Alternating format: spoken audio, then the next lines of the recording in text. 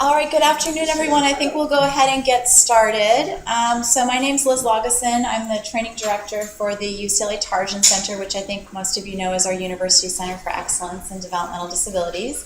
And on behalf of the Tarjan Center, I'd like to welcome you all to our monthly lecture series, which is going to be a very interesting, I think, and informative lecture.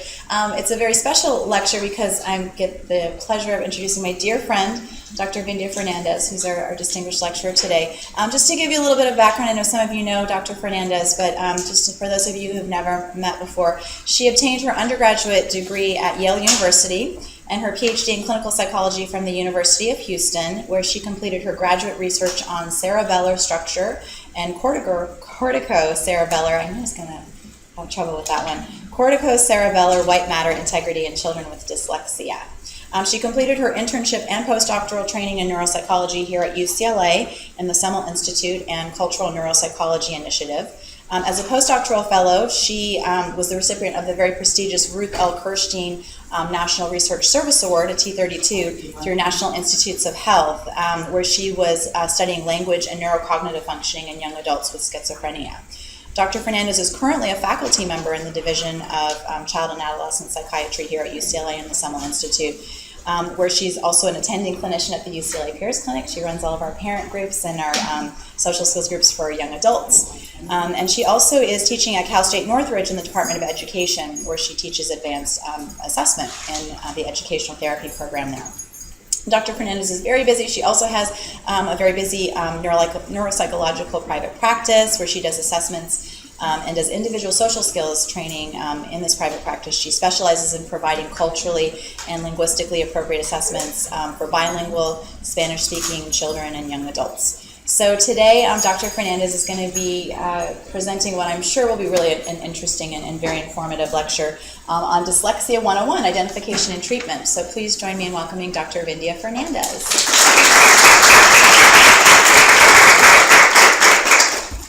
Thank you, Liz, for that kind introduction. Welcome, everybody. I've been told that I have the distinct privilege of being the first speaker to discuss dyslexia in the Tarjan lecture series. So I'm just pleased to be here. Dyslexia is something that's near and dear to my heart. Not only did I complete my graduate research in dyslexia, but some of my earliest formative experiences with regard to academics were around reading. I see a lot of familiar faces in the crowd, but most of you don't know that my early academic career actually started in Mexico. I was born here in the US and I began pre-K and kindergarten in Mexico and even part of first grade. So when I came to the US, I actually had to start from scratch. So I want to share a little anecdote with you.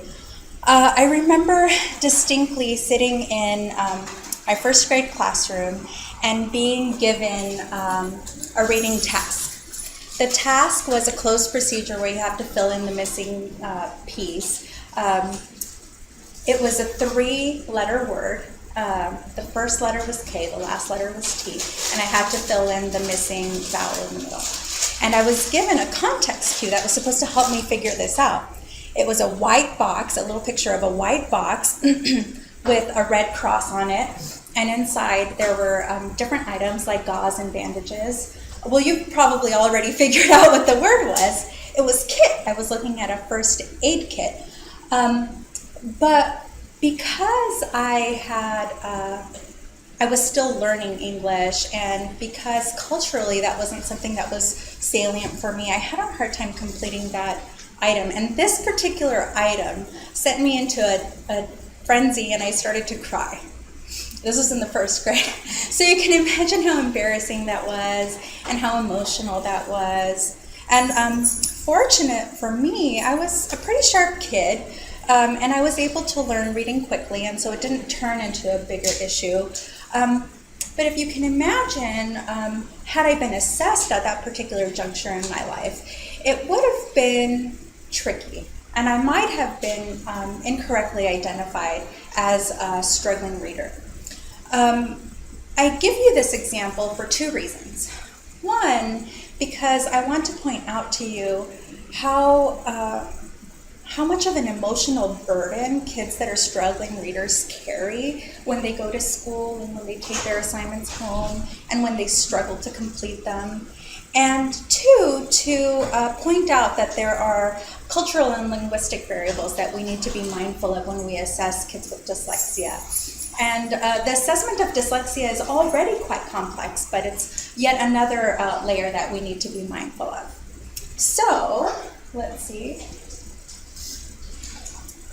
Today what I hope to talk about are three main areas. I want to begin by demonstrating to you how important dyslexia is, not only for our kids that experience trouble with reading on a day-to-day basis, but also for their parents and for society. There's a societal burden as well.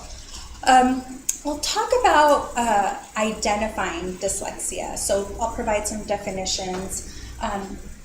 And there's a historical context there. Dyslexia is something that we've known about for a really long time, and there are a lot of symptoms that sort of hang together in this disorder. But it's not something that's really recognized anymore in our modern diagnostic system.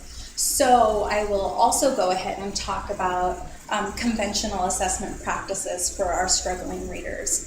And then lastly, I'll talk about some evidence-based interventions for kids that have difficulty with this area in their life. Dyslexia is the most common of learning disabilities. Estimates are as high as 17.4% in the school-age population. It's almost 1 out of 5, depending on the criteria that you use to identify these kids. And in fact, 80 to 90% of the children in special education receive services for reading. So not only is there an impact to the child, but there's a huge societal burden here. I mean, just think of all the time and the energy and financial resources that are going to remediating reading in children. And we know that dyslexia is actually highly comorbid with both externalizing disorders and internalizing disorders. You can see in black, the darkest of the bars, these represent our boys with dyslexia. And in boys with dyslexia, ADHD is almost 45% comorbid. And the figures are a little bit less for oppositional defiant disorder and conduct disorder. But you can see that in our kiddos with dyslexia, we also see a high degree of comorbidity with depression and anxiety. And the figures are almost identical for boys and for girls when it comes to anxiety. These particular figures didn't reach statistical significance, but we're talking about almost 25% of the kids reporting significant anxiety symptoms. It's not to say that it's causal, but it's a noteworthy figure. And there's a burden on parents and families of kids with dyslexia.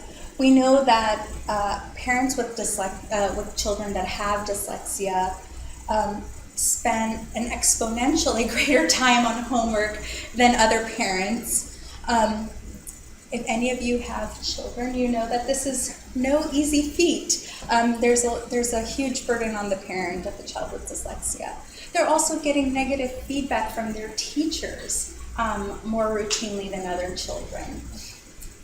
They're potentially spending their own financial and emotional resources on providing remediation for these kids, and not to mention the resistance from the child that just wants to go out and play like other kids. So there's a huge impact on parents as well.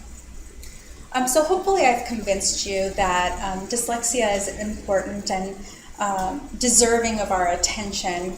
And so I want to now move on to talking a little bit more about identification. You may still be wondering, well, what is dyslexia exactly? So let's talk about what it's not. Let's talk about some common myths around dyslexia. Despite the ubiquitous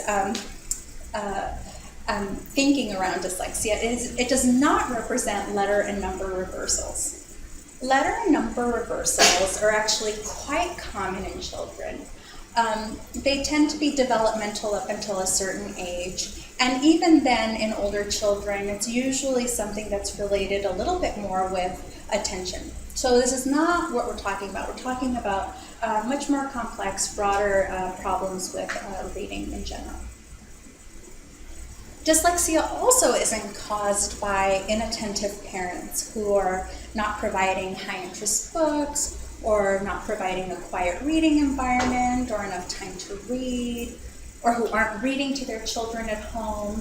In fact, all of these things are really important for the struggling reader, but they're not causal to dyslexia. And children with dyslexia will not catch up just with traditional teaching methods. They really do need specialized interventions. So let's talk about a commonly accepted definition of dyslexia. So this definition really comes from the dyslexia community. So these are, this is a group of researchers that devote their life to researching dyslexia and really believe that many of the symptoms I'm going to talk about today really hang together to form a cohesive disorder. The first important feature of this definition is that dyslexia is neurobiological in origin. In other words, there are subtle differences in the brain of children with dyslexia, whether they be structural or they be functional. And we'll talk a little bit about some of these differences in just a few minutes. Dyslexia is also characterized by difficulties with accurate and or fluent word reading. This is the core feature of dyslexia. You cannot diagnose dyslexia in a child that has good reading abilities. And believe it or not, it happens in the community. So we'll talk a little bit about the assessment procedures for figuring out which of our kids really are at risk for poor reading. And these difficulties usually result in a deficit in the phonological component of language. Okay, it's not important to understand what that is right now because I'm going to spend quite some time explaining what this cognitive deficit is really about, but just keep that in mind. And these deficits should be unexpected in relation to other cognitive abilities or the provision of effective classroom instruction. This used to be interpreted in a way that it led to people developing a model in which IQ was used as the benchmark for diagnosing dyslexia, and we've sort of moved away from that model, and it's something that I'll get into a little bit later as well. But what I want you to come away with from this particular slide is just understanding that dyslexia at its root involves difficulty with accurate and fluent word recognition or single word reading. So in other words, if you give a child a new word that they've never seen before, they should be able to use their knowledge of sounds and letters to sound that word out. And if they're having difficulty doing this, it's going to affect their ability to not only accurately read that word, but fluently read longer passages. So this is sort of what I just described now. The core deficit is in word recognition or in single word reading, but there are related difficulties that arise from this core deficit. Children with word recognition difficulties typically present with poor fluency. In other words, it's a reading rate deficit. It's slow, effortful reading.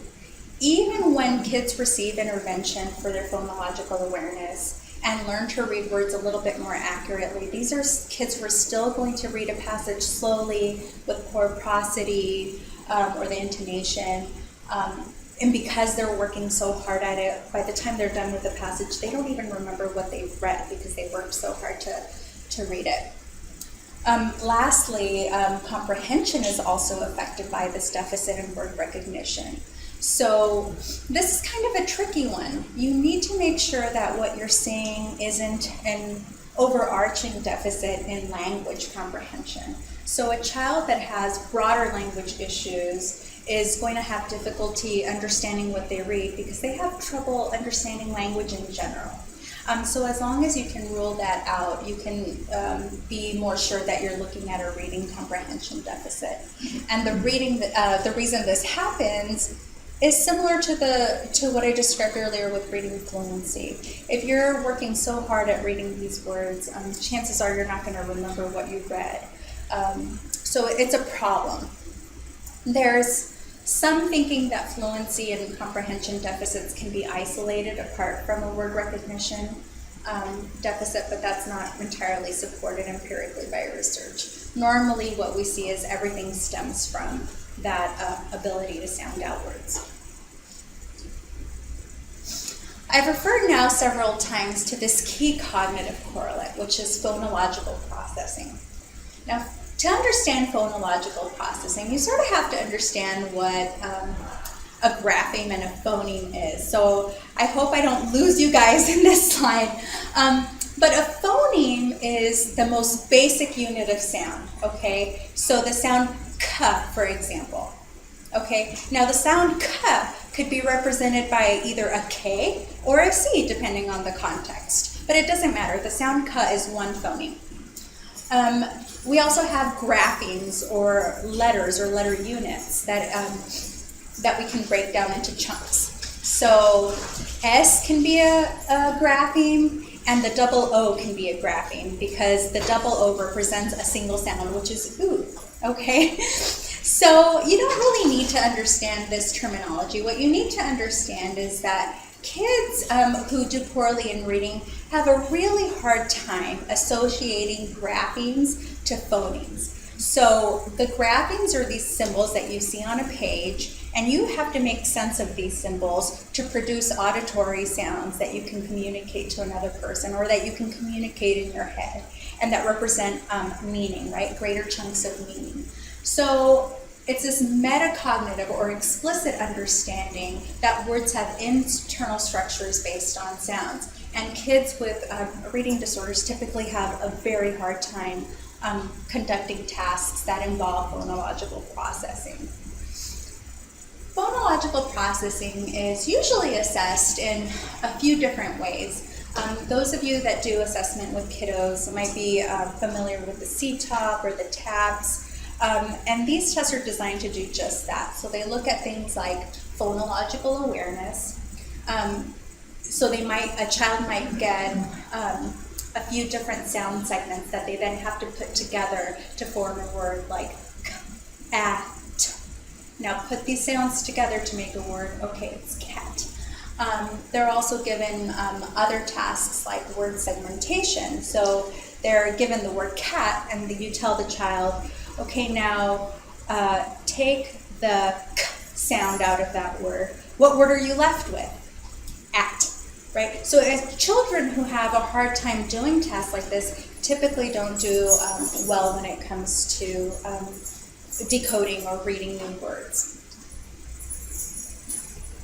There's another type of phonological processing skill that underlies accurate and fluent word reading, and it's rapid automated naming of letters and digits, or rapid naming. So kids are typically given sheets of numbers or letters or familiar objects, and the idea is that they have to try to name these things as quickly as they can. And it's this idea that your ability to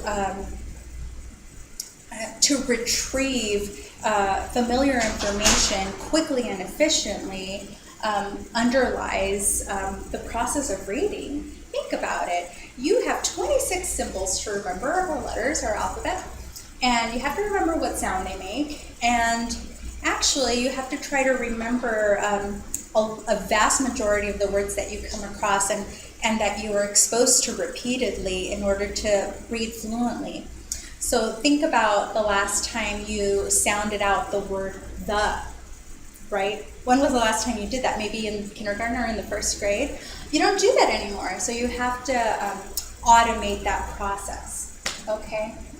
And lastly, phonological memory, which I alluded to earlier. It's your ability to remember phonemes in sequence. So anytime you come across a brand new word that's long and complex, and you're sounding out the first part and then the second part and then the third part, by the time you get to the end, if you can't remember what that first sound was, well then you've already goofed it up. So phonological memory is the third component of phonological processing that we look at in children. And believe it or not, of all the things that I described in terms of phonological processing, it's actually rapid naming that's the most predictive of reading success in emerging readers, like in kindergarten and first grade. Sure, so rapid naming is the most predictive of successful reading in emerging readers in kindergarten and the first grade.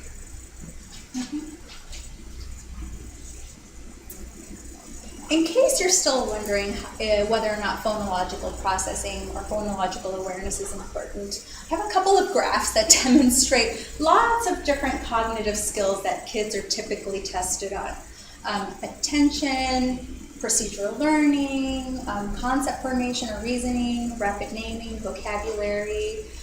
We looked at kids with reading disorder and other disorders that aren't related to academics. We looked at kids with reading disorder and ADHD. Some people argue that dyslexia is just an offshoot of ADHD.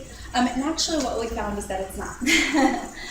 Kids with ADHD don't do poorly on phonological awareness. But kids that have comorbid reading disorder and ADHD do. And it's the one cognitive correlate that sticks out among all of the other cognitive areas that were tested in kids. I do want to talk a little bit about the brain function that underlies dyslexia, just because I feel like it helps us understand a little bit about what's going on in these kiddos. And I think it's important for us to think of dyslexia as a brain-based disorder. It's neurodevelopmental, it's not just academic. These kids really struggle, and so standard intervention isn't going to be enough. Without getting too technical, I want to point out to you that little orange spot on the brain right in the center. It's on the superior gyrus of the temporal lobe. That's the primary auditory cortex. All the sounds that come into the brain get deposited there, right? And then there's areas around the primary auditory cortex that help us make sense of the sounds that we hear. So we start processing like temporal sequences, we start thinking about pitch and lots of different information. But right next to that auditory association area in red, you see Wernicke's area, which helps us understand language. The angular gyrus in green is just a little bit further away, helps us integrate language with incoming information from the occipital lobe, which gives us all of our visual information. It actually makes beautiful sense when you think about where everything is located. It's like a pretty map of how reading happens. So the occipital lobe, which you can't really, it's not highlighted in any particular color for you, but it's all the way in the back of the brain. That's the part where letters first show up, right? Because reading is a visual task. But it sends information to all the parts of the brain that need to make use of this information. And most of the parts of the brain that make use of this information are in our language network, okay? You don't need to know anything about neuroanatomy to understand how important this is. So what research really shows is that those are particularly the areas that are impacted in reading. All of our language areas. It's not our visual area that's impacted, although if you were to conduct a neuroimaging study of dyslexia, you would see that, the visual area tends to light up like on an fMRI, but that's because you're doing a visual task. What's important to know is that reading is a language-based function. And so we see deficits in, or reductions in area, we see hypoactivity on fMRI and in PET scans in the temporoparietal region. in the occipitotemporal region and in the inferior frontal gyrus. So for those of my neuro folks in the room, in the temporal occipital region, or the ventral rating pathway, it represents one of the streams for how reading happens. Okay, bear with me. Remember we talked about reading needing to be really fluent and really automated? So this part of the brain actually turns individual words into objects. Okay, so there's a part of the brain in the basal part of the temporal lobe that actually recognizes words like it recognizes faces or types of cars or types of birds, and it's visually mediated. So you see the word, the meaning and the actual auditory sound for what makes the word just pops up immediately. In the dorsal stream, okay, this is the top arrow, you're accessing like Wernicke's area and the angular gyrus, areas of the brain that really help us make sense of what we hear. So these are the areas that really help us to sound out new words, and they help us with reading comprehension. All that to say is that, reading is a brain-based disorder and we need to think of it accordingly. Now, my own research looked at cerebellar functioning in dyslexia. Oh, I see a question in the back. Sorry, can you just repeat that? Which area was it that was related to what you were talking about, where the brain sees a word and relates an object to it? So it's the basal temporal area of the brain. And it gets, that visual input and sort of bypasses the parts of the brain that we use for language comprehension.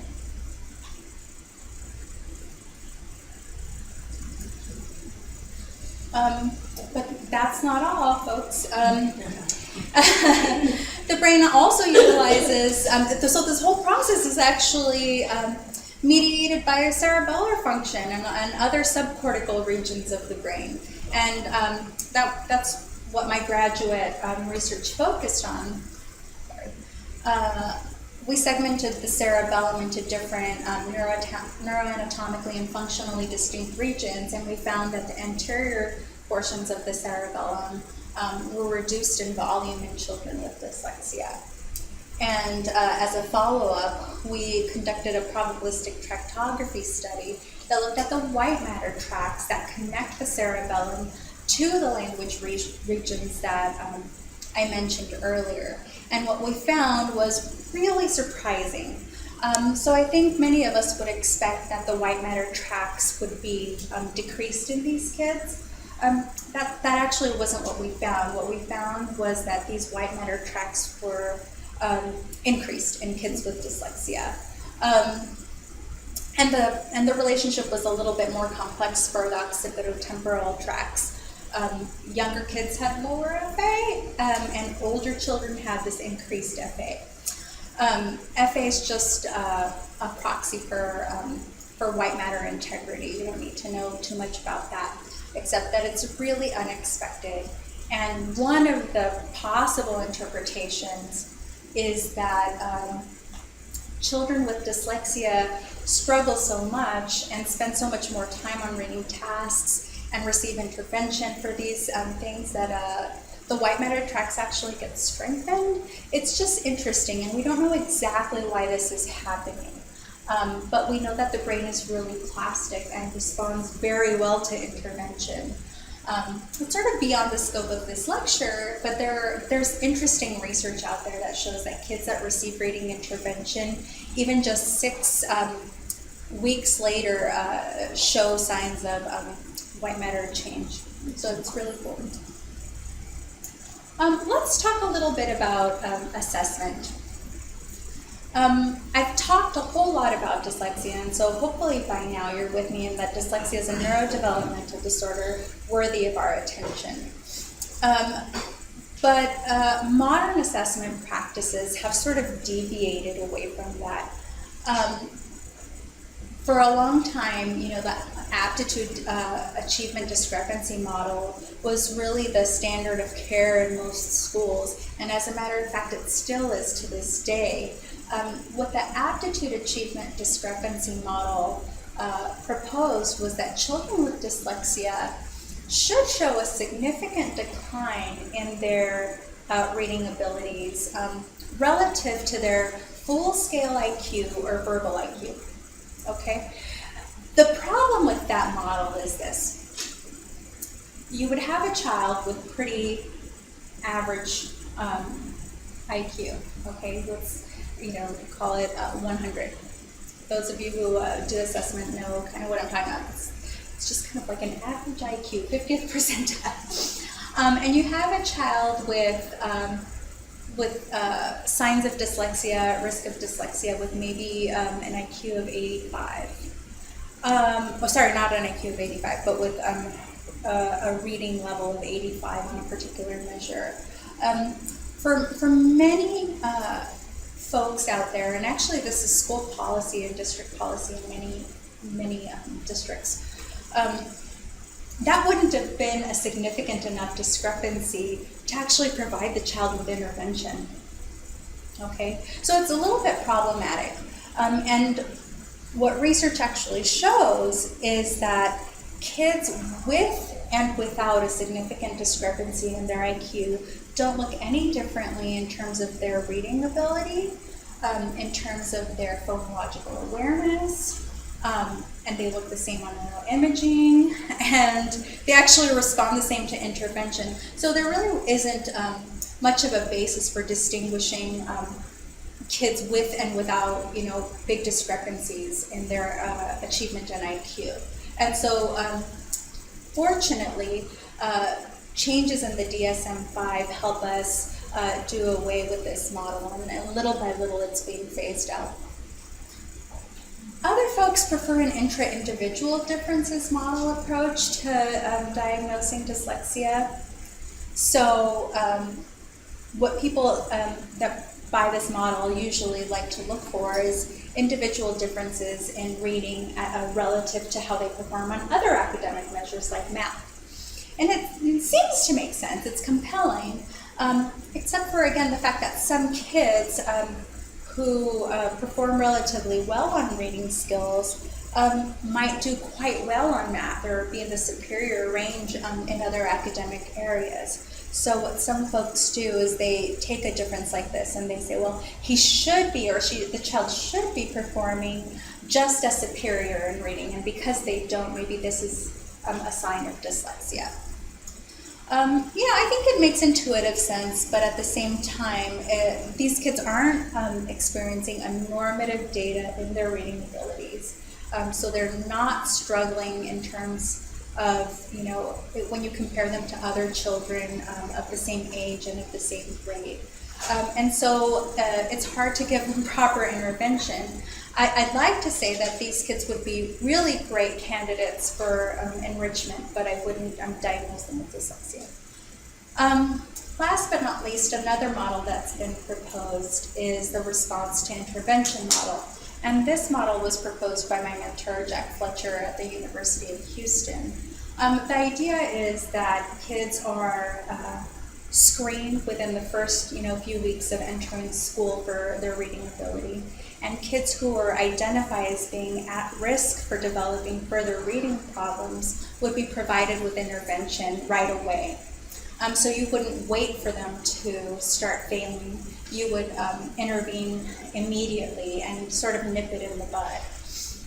And the idea is that these kids would be monitored at regular intervals during their education.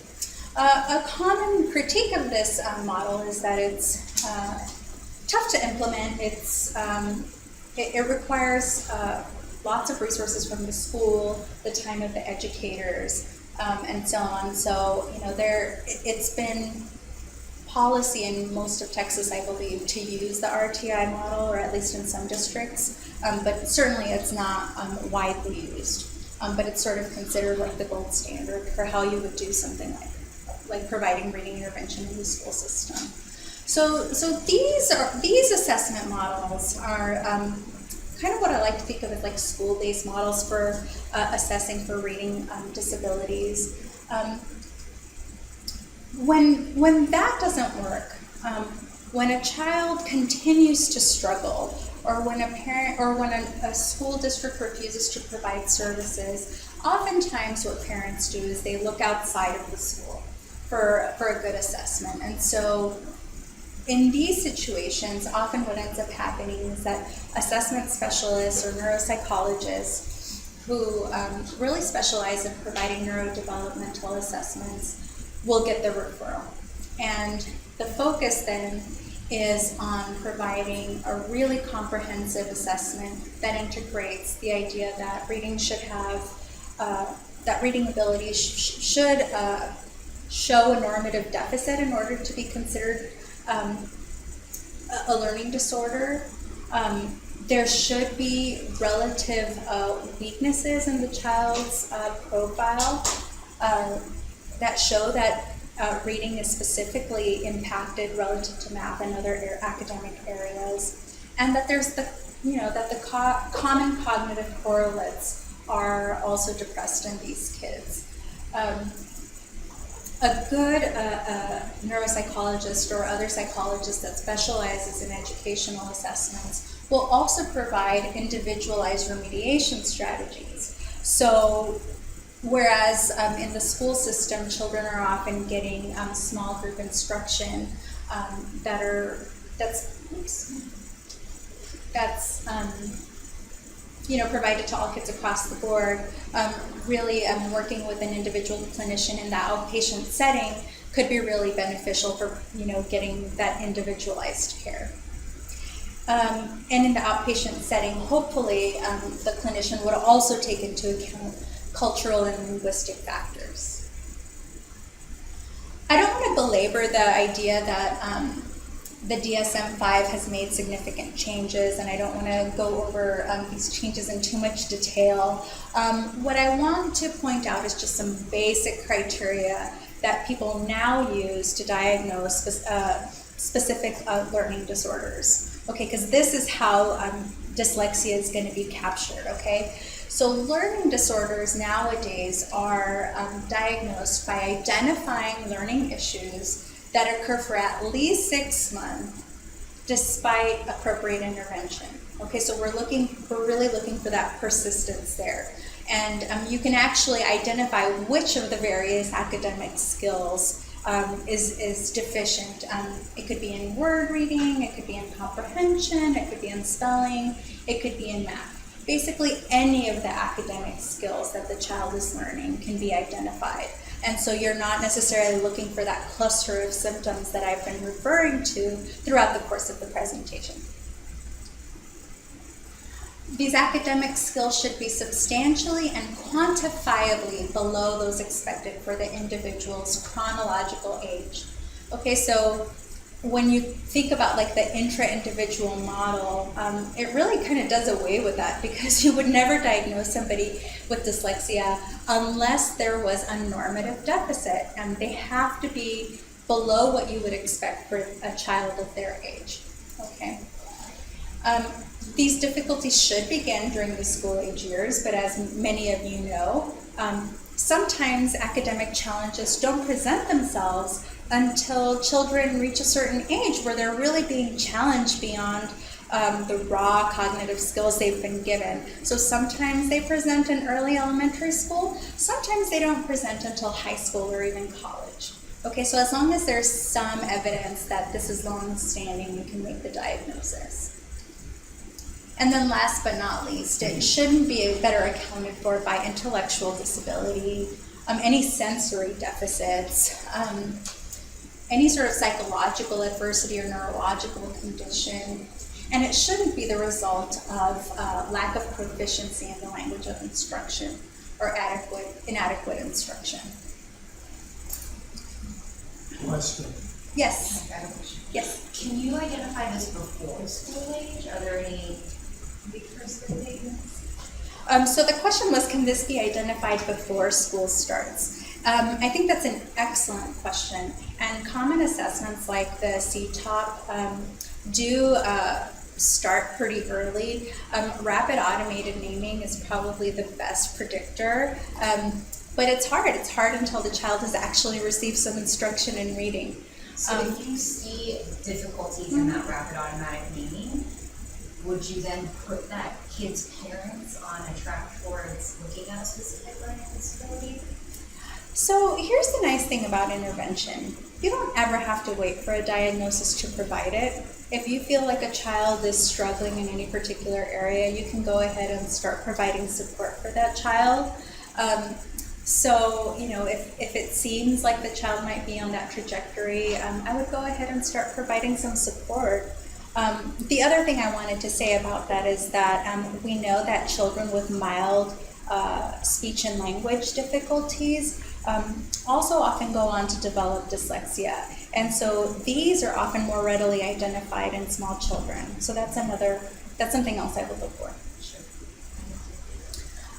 So going back really quickly, I want to point out to you that one of the criteria for identifying dyslexia involves a lack of proficiency in the language of instruction. Language and culture are really important factors in identifying dyslexia. And so I want you to think back to the little example I provided you at the beginning of the lecture. A lot of cultural cachet goes into things like providing a picture that's supposed to be salient and it's supposed to guide learning. And if it doesn't, there's a breakdown in the process of learning to read. So let's look at these statistics. 73% of Hispanic children over the age of 5 speak Spanish at home, despite speaking English well. Okay, so these are kids who are presumably fluent or proficient English speakers, but yet they're speaking Spanish at home as well. Okay, 74% of LAUSD students are Latino, and of students that are English learners, more than 93% speak Spanish as their primary language.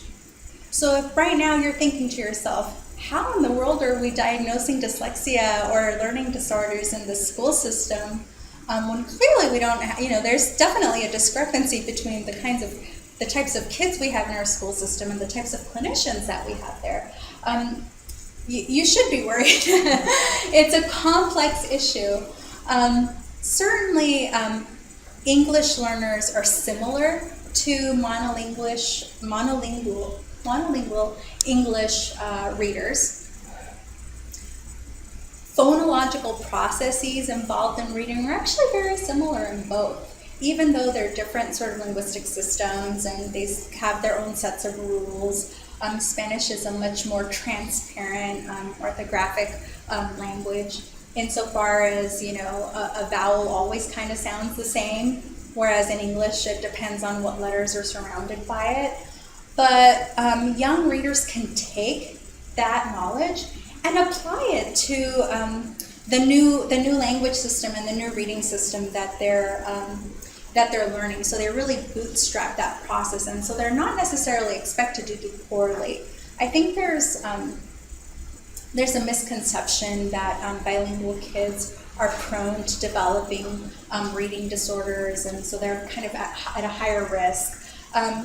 But actually, that's not really the case. And so if you're seeing a bilingual child struggle with reading, it does warrant some attention.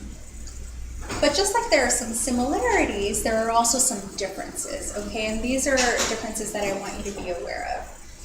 As I mentioned just now, English learners draw from their native language when learning to read. This is called bootstrapping, right? So there's like a cross-linguistic, cross-cultural transfer when they read. So they're more likely to make errors that sort of map onto their native language. So for example, an English learner might pronounce the word have as ave, because in Spanish the H is silent and both the A and the E are pronounced. This type of error is actually considered quite normative and a sign of good cross-linguistic transfer. And a child that's making these types of errors probably shouldn't be docked too much. It shouldn't be over-pathologized. We also know that reading comprehension is influenced by what some people call funds of knowledge, cultural context. Sorry, was there a question? Yeah. I'm not sure quite how to phrase this, but I was just wondering I have a lot of friends that are bilingual, but they don't necessarily learn to read and write their native language. Yeah.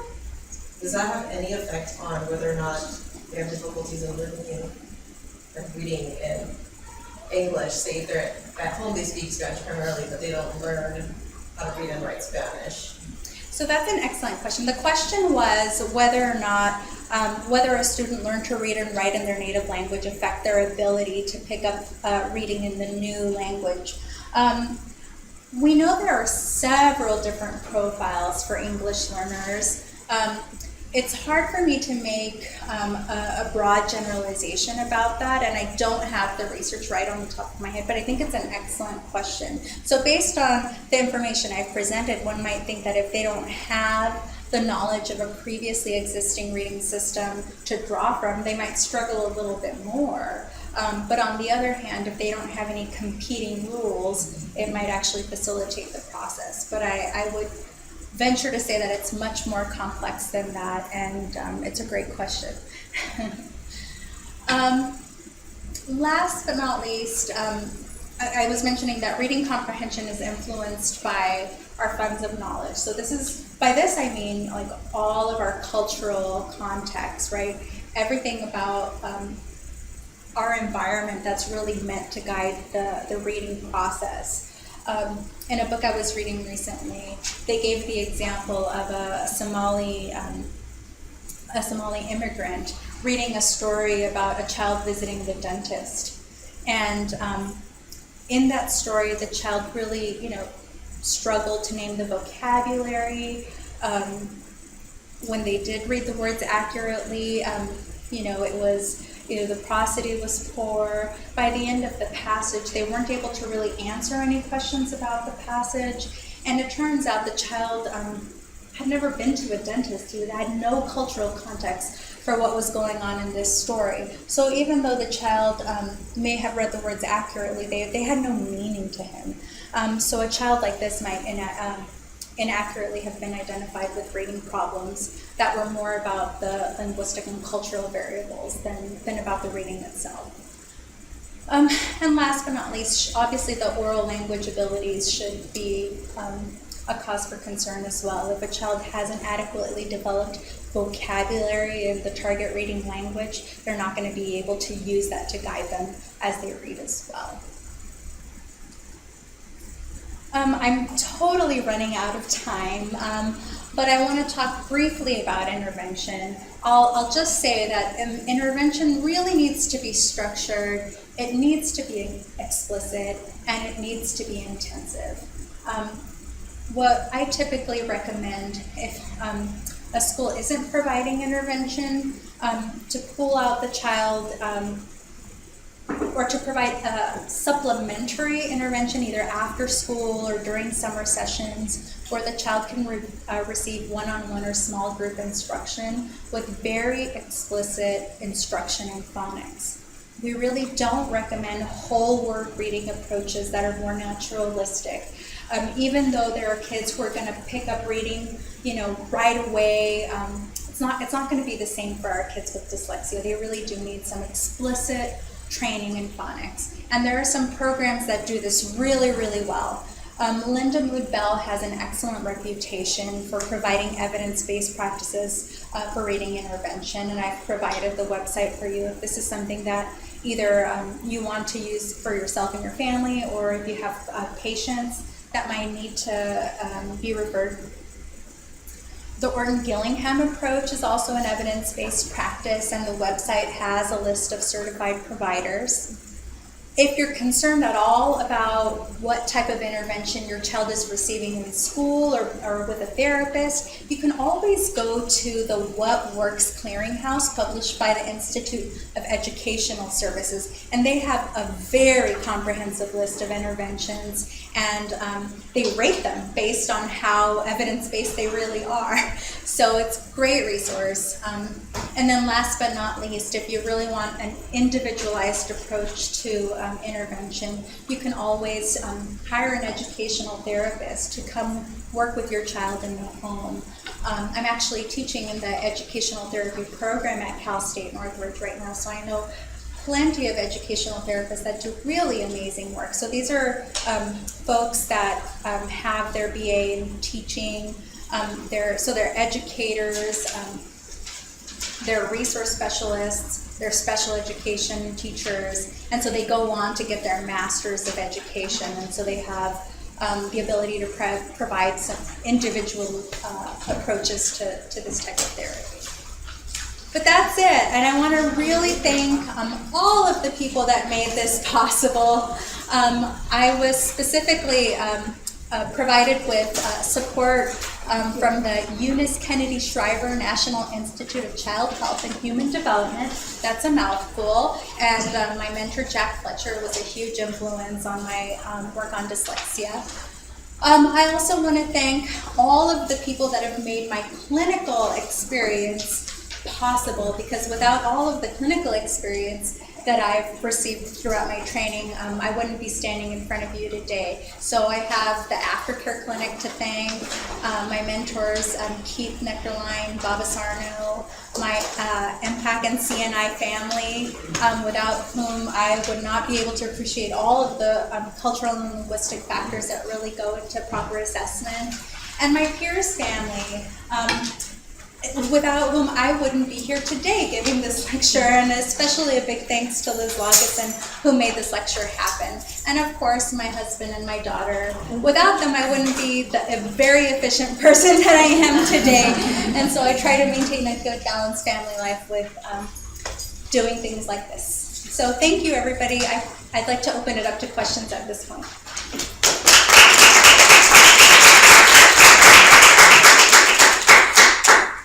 Yes, I have a question. Yeah, Nicole. If you have a bilingual child who you suspect dyslexia, would you conduct the intervention in Spanish if their native language is Spanish but they're very proficient in English? What language would you conduct the assessment and intervention in? So I love that question. So if you have a bilingual child, what language would you conduct the assessment in and or intervention? And so it's really tricky. So I think that step really involves testing which language the child is most proficient in first, right? Because when we conduct assessment, there's a presupposition that we're testing in the child's best language, or that we're providing an opportunity for the child to show their best work possible. So testing in English simply because it's convenient or because the child is proficient isn't providing these children with the same opportunity. I think it's placing the child at a disadvantage. So normally what I would do is I would test a little bit in English, test a little bit in Spanish, looking for key language variables and reading variables to guide the rest of my assessment.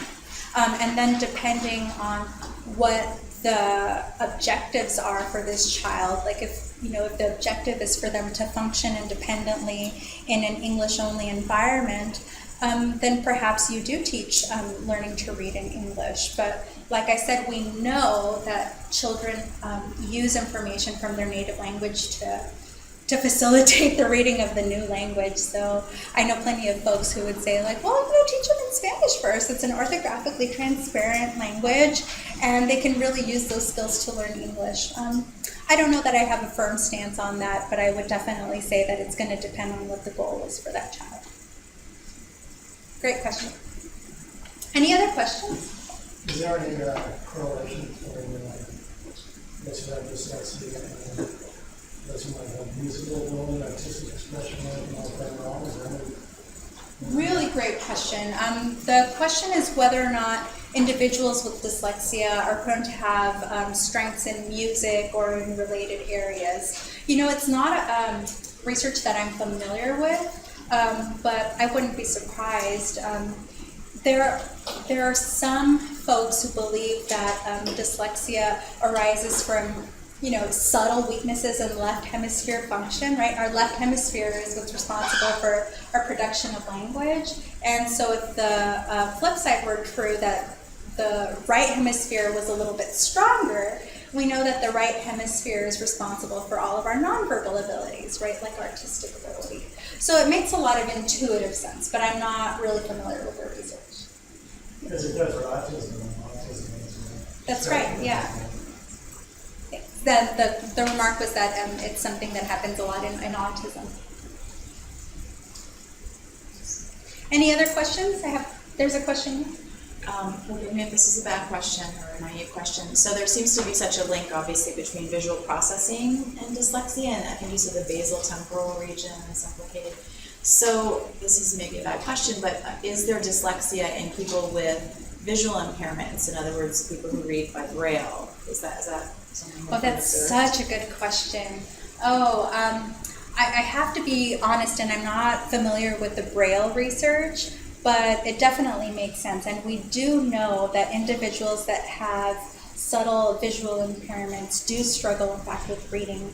And there's a whole host of literature out there on how dyslexia is conceptualized as a visual processing disorder. It's really how the conceptualization of dyslexia really started. And so we've sort of moved away from that model. And so we say now that if a learning disability is primarily the result of a sensory impairment, then it's the sensory impairment that's primary. So we're not really looking at a learning disability. We're just saying like your ability to process visual information kind of get in the way. But I'd be interested to know how Braille is processed in these folks. That's really interesting. Any other questions? Well, let's go ahead. Oh, there's one more question. Oh, one more. Yeah, I'm just curious about dysgraphia, if you know anything about it, and if it's somewhat related in the sense to dyslexia. Good question. So dysgraphia, for those of you guys who don't know, involves difficulties with written expression. And so there's lots of different types. It can involve just kind of like simple motor deficits that produce difficulty in writing clearly and coherently. It can also involve more complex writing. I don't know that I have enough time to devote to dysgraphia and to do it justice, but maybe you can pull me aside after the talk and we can talk a little bit more about it. Yeah. Anything else? Okay.